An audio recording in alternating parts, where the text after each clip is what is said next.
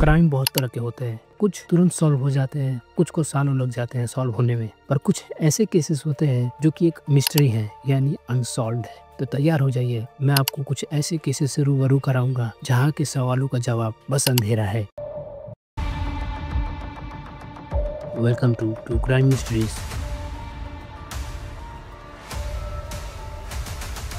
Jack the Ripper ये one of the most mysterious serial killer है जिसने अपना खौफ मचा रखा था 1888 में लंदन के व्हाइट चैपल नाम की जगह में। इसने 1888 में अगस्त से लेकर नवंबर तक इसने 5 औरतों का मर्डर किया था और वो भी बहुत भयानक तरीके से। ये उनका गला काट देता था और कुछ केसेस में वो उनके ऑर्गन्स निकाल लेता था। ये मर्डर रात के अंधेरों में और सुनसान गलियों में होती थी। वहाँ के लोग, यहाँ तक पुलिस भी इससे डरी हुई थी। पुलिस ने पूरी कोशिश की कि वो पता लगा पाए ये जैक द रिपर कौन है, पर वो पता नहीं लगा पाए कि जैक द रिपर कौन है। जैक द रिपर पुलिस को लेटर भेजता था टॉन्ट करने के लिए और उस पे जैक द रिपर का साइन होता था और उस लेटर की वजह से मीडिया में और लोगों में डर बैठा था। पर जैक द रिपर कौन था वो कोई पता नहीं लगा पाया, ये क्यों कर रहा था ये भी कोई पता नहीं लगा पाया और यहीं से सीरियल किलर इन्वेस्टिगेशन को बदल दिया गया। जैक द रिपर की कहानी one of the darkest chapter है क्राइम के इतिहास में। आज तक जैक रिपर जिंदा है अनगिनत बुक, मूवीज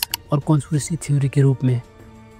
आरुषि तलवार one of India most controversial murder mystery case है। 16 मई 2008 14 साल की आरुषि तलवार का किसी ने मर्डर कर दिया उसी के बेडरूम में उसका गला काटकर। इस मर्डर का पहला सस्पेक्ट उनका खुद का नौकर था हेमराज, जो कि गायब था। पर अगले दिन तलवार फैमिली के टेरेस पर हेमराज की बॉडी मिलती है डिकम्पोज्ड और उसका भी गला कटा हुआ था और यहाँ से ये केस डबल मर्डर केस पे शिफ्ट हो जाता है। पहले पुलिस को किसी बाहर वाले पे शक था पर जल्दी ही उनका ध्यान आरुषि के माता पिता राजेश एंड नूपुर तलवार पे गया। वो एक डेंटिस्ट थे और एविडेंस के साथ छेड़छाड़ और क्राइम सीन को ठीक से इन्वेस्टिगेट न करने का दावा किया गया, जिससे इस मामले को और भी उलझा दिया गया और मीडिया ने इसे और भी मुश्किल बना दिया। इसके पीछे 2 थ्योरी है। पहला, आरुषि के पापा राजेश तलवार ने आरुषि और हेमराज को इसलिए मारा क्योंकि उसे पता चल गया था हेमराज और आरुषि के बीच कुछ चल रहा है, तो इसलिए उसने उन दोनों का मर्डर कर दिया। पर इसके पीछे कोई सॉलिड एविडेंस नहीं मिला, तो ये बस एक थ्योरी है। दूसरी थ्योरी ये है कि किसी बाहर वाले ने ये सब किया है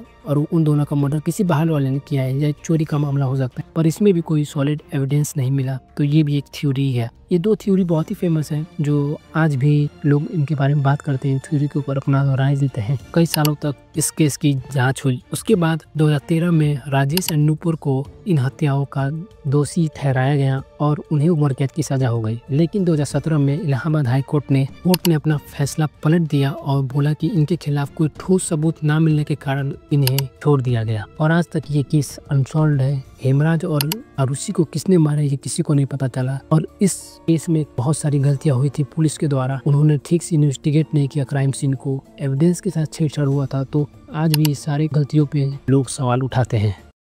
तो यही थी 2 अनसॉल्व्ड केस। हर एक एपिसोड में मैं 2 अनसॉल्व्ड केस आपके सामने लाऊंगा। आपको वीडियो कैसी लगी कमेंट में बता देना। तो चलो इस वीडियो करते हैं यहीं पे एंड, मिलेंगे एक नई वीडियो के साथ, तब तक के लिए बाय।